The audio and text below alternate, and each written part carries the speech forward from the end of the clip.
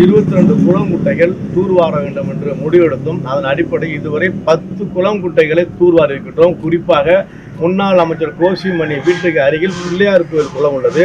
அந்த பிள்ளையார் கோவில் குளம் 25 ஆண்டுகளாக ஆடுதுறை பகுதியில் குப்பைகளை கொட்டி சுற்றி வச்சு அதனால் பலவிதமான நோய் கிருமிகள் உருவாய் அபாயம் இருந்தது. இதெல்லாம் கண்டுகொள்ளாத ஆட்சி நிர்வாகத்தை முறையிட்டு அதற்கு அரசு நிதி பெற்று தூர்வாரி மக்களுக்கு பயன்படக்கூடிய வகையில் நடைபாதை அமைத்து வருகிறோம். நீர்நிலைகளை பாதுகாத்து வருகின்றோம். துந்து போன அத்தனை குளங்குட்டையும் தூர்வாருகிறோம்.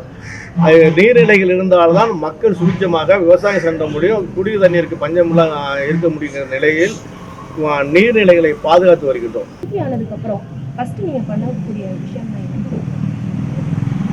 முதலாக செய்ய வேண்டிய பணிகள், முதல் பணி கும்பகோணத்தை தலைமையிடமாக கொண்டு புதிய மாவட்டம் அறிவிக்க வேண்டும் என 27 ஆண்டுகளாக இந்த பகுதி மக்கள் அந்த ஒவ்வொரு முறையும் உள்ள முதலமைச்சர்களிடமும் அரசு சார்ந்த அதிகாரிகளிடமும் அமைச்சர் பெருமக்களும் கோரிக்கை மனு கொடுத்துள்ளார்கள்.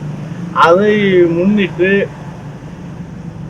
கடந்த அதிமுக ஆட்சி காலத்தில் அன்றைய வருவாய்த்துறை அமைச்சராக இருந்த ஆர்பி உதயகுமார் அவர்கள் சட்டமன்றத்தில் எங்களுடைய முதலமைச்சர் எடப்பாடி அவர்கள் கும்பகோணத்தை மாவட்டமாக அறிவிப்பார்கள் என்று சட்டமன்றத்தில் தெரிவித்தார். மக்கள் மத்தியில் பெரிய சந்தோஷம் மகிழ்ச்சியாக இருந்தது. ஆனால் மாறாக கும்பகோணத்தை மாவட்டமாக அறிவிக்காமல் அருகில் உள்ள மயிலாடுதுறையை மாவட்டம் அறிவித்தார்கள். மயிலாடுதுறை மாவட்டம் அறிவித்தாலும் மற்ற மகிழ்ச்சியுடன் கும்பகோணத்தையும் உடனடியாக மாவட்டமாக அறிவிக்க வேண்டும் என தொடர்ந்து 2019ஆம் ஆண்டிலிருந்து இன்று வரை தொடர் போராட்டம் நடத்தி வருகின்றோம்.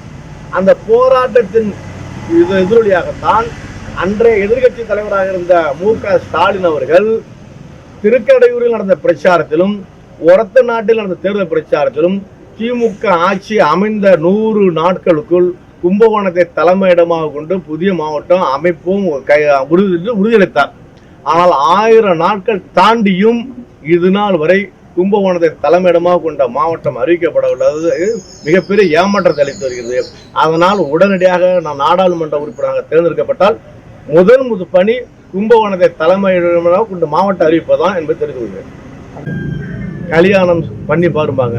அந்த வகையில் நான் வீட்டை கட்டலை, ஒரு கோவிலை கட்டி தான் கும்பாபிஷேகம் செய்திருக்கிறோம். அந்த கும்பாபிஷேகமும் ஒரு விசித்திரமான முறையில் இந்திய திருநாட்டில் எத்தனை நதிகள் இருக்கின்றதோ அத்தனை நதிகளில் இருந்தும் அந்த துறவிகள் மூலமாக தீர்த்தம் எடுத்து வர கொண்டுபட்டு அதை ஆடுதுறையில் உள்ள வீரசோழ ஆற்றில் இருந்து யானைகள் மற்றும் ரதத்தின் மூலமாக இங்கே உள்ள ஆன்மீகவாதிகள் ஆதீனங்கள், திருவாடுதுறை ஆதீனம், திருப்பனந்தல் ஆதீனம், சூர்நாறு கோவில் ஆதீனம், கோவிந்தபுர விட்டல்தாஸ் அதனோட கோவில் மட நிர்வாகி, அதேபோல் தஞ்சை ராமகிருஷ்ண மடத்தினுடைய தலைவர் சுவாமி விமுருதானந்த சுவாமிகளாம் ஊர்வலமாக ஆயிரக்கணக்கான பெண்களும் பல்லாயிரக்கணக்கான இளைஞர்களும் கலந்து கொண்டு தீர்த்தம் எடுத்து வரப்பட்டு அதை கும்பாபிஷேகம் செய்தோம். அன்றைய தினத்தில் தான் அந்த கும்பாபிஷேகத்தை பார்த்துவிட்டு உடல் உருகி முடி சிரித்து போய் இந்த ஊரில் பிறந்து சென்னையிலும் திண்டிவனம் அருகே உள்ள பஞ்சவடியிலும் திருவாரூர் அருகே உள்ள ஆலங்குடியிலும் ஆஞ்சநேயர் கோயில் கட்டியுள்ள ஆஞ்சநேயர் தாசன் ரமணி அண்ணா அவர்கள் இந்த கோயில் கும்பாபிஷேகத்தை கண்டுகளித்து உடல் உருகி முடி செலுத்து போய் அவர் தன் கையில் இருந்த இந்த காப்பை கலட்டி பல்லாயிரக்கணக்கான முன்னிலையில் ஒளிப்பெருக்கியில் பேசி புகழ்ந்து இந்த ஊருடைய பெருமைகளையும் இந்த நலம் சார்ந்து பேசிவிட்டு இந்த காப்பை அணிவித்தார். அதிலிருந்து இன்று வரை ஒரு முட்டை கூட உண்ணாமல் நான் இருந்து வருகின்றேன்.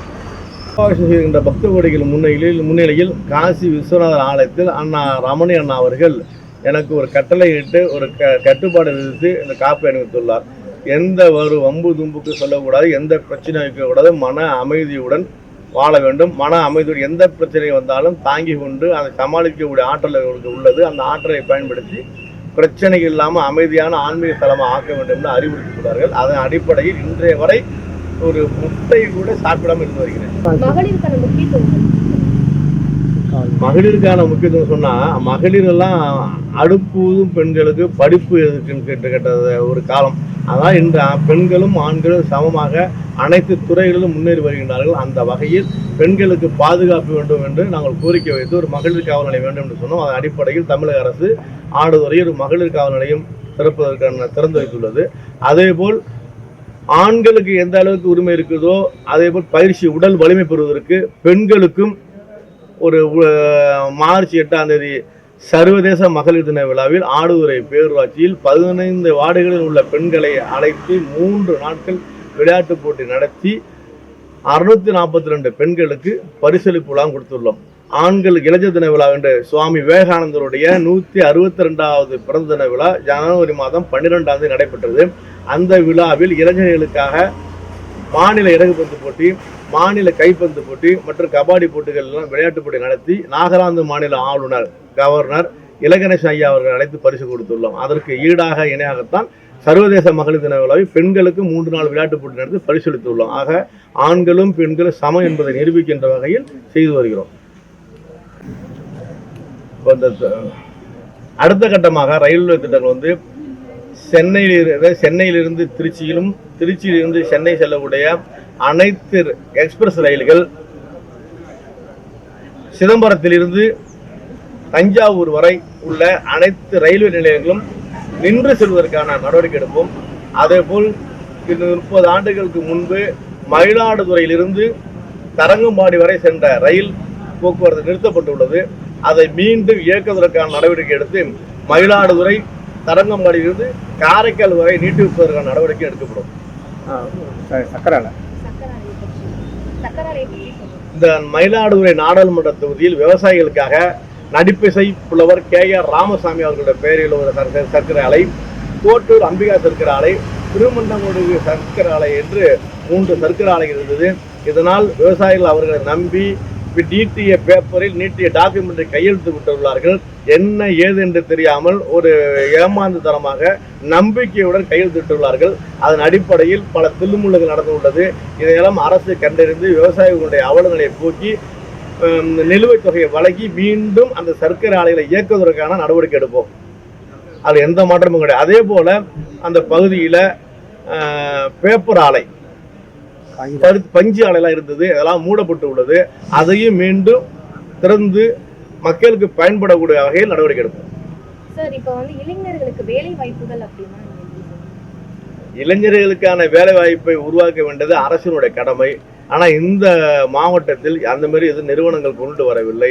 அரசு நிறுவனங்களோ தனியார் நிறுவனங்களோ இது கொண்டு வரவில்லை. எல்லாம் விவசாயம். சேத்துல கையை வச்சாதான், நாங்கள் சேத்துல கையை வச்சாதான் தமிழக மக்கள் சோற்றில் கை வைக்க வேண்டிய நிலை என்பதால் எங்களை சேத்திலே வைத்து அமைக்க கொண்டிருக்கிறார்கள் தவிர மேலே படித்து ஒரு அதிகாரியாகவோ தொழில் சார்ந்த நிறுவனங்களை வேலை செய்வதற்கு அரசு கொஞ்சம் கூட கவனம் செலுத்தவில்லை.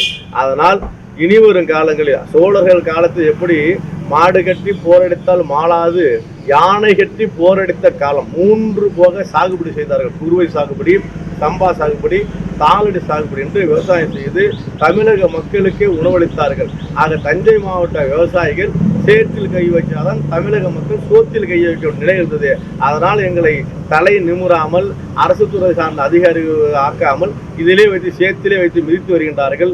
இந்த சேத்தில் வைத்து மிதித்தாலும் நாங்களும் இந்த விவசாய தொழிலை விடக்கூடா என்பதற்காக தொடர்ந்து பாடுபட்டு வருகிறோம். அதனால் இந்த மயிலாடுதுறை நாடாளுமன்ற தொகுதியில் என்னென்ன நிறுவனங்கள், தொழில் சார்ந்த நிறுவனங்கள் கொண்டு வர முடியுமோ அத்தனையும் கொண்டு வருவோம். குறிப்பாக கடந்த 1991ஆம் ஆண்டு வெற்றி பெற்ற மணிசங்கர் ஐயர் அவர்கள் டெல்லியிலேருந்து குதித்து அன்றைய பாரத பிரதமர் ராஜீவ்காந்தியோட நண்பர், நான் வெற்றி பெற்றால் மயிலாடுதுறை குட்டி துபாய் ஆக்குவேன் என்று சொன்னார். அவர் 4 முறை வென்றார். 5 ஆண்டு காலம் மத்திய அமைச்சராக இருந்தார். எதையுமே செய்யவில்லை. அவர் செய்த சாதனை ஒன்று சுடுகாட்டு கூரைகள் மட்டும்தான் அமைத்து கொடுத்தார தவிர பாக்கி மக்கள் நலம் சார்ந்த வாழ்வாதாரங்களை எதுவும் செய்து கொடுக்கவில்லை. அதனால் அவர் சொன்னதை, மணிசங்கர் ஐயர் சொன்னதை விட்டு சென்றதை எனக்கு வாய்ப்பு கொடுத்த நிச்சயமாக உறுதியாக சொல்லுகிறேன். அவர் குட்டி துபாய் என்று சொன்னார், நாங்கள் குட்டி சிங்கப்பூரை உருவாக்கி தருகிறோம் என்று தெரிவித்து வருகிறோம். இந்த பரபரப்பான தேர்தலில் எங்களுக்காக 1 நிமிடங்கள் ஒதுக்கி உங்களோட தேர்தல் வாக்குறுதிகளை கொடுத்ததுக்கு ரொம்ப நன்றிங்க சார். தேர்தலை வெற்றி பெற எங்க அரசு செய்திகள் சார்பாக வாழ்த்துக்களை. அரசு செய்திகள் அனைவருக்கும் என்னோட நன்றிகளை தெரிவித்து வருகிறோம்.